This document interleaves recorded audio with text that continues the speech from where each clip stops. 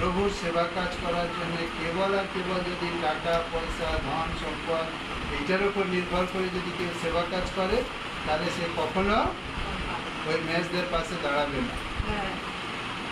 এই সমস্যার সময় এই আমাদের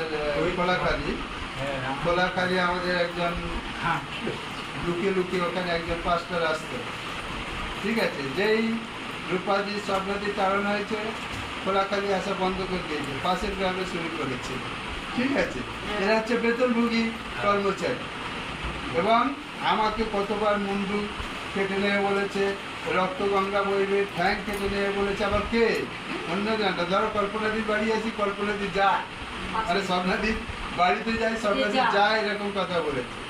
কিন্তু আমার প্রভু বলেছে, আমার পিতার ইচ্ছা না হলে একটা গাছের পাতাও ভূমিতে পড়ে না। আমার পিতার ইচ্ছা না হলে তোমার একটা কেশও ভূমিতে পড়বে না। চড়ুই পক্ষে কি 2 পয়সায় বিক্রি হয় না?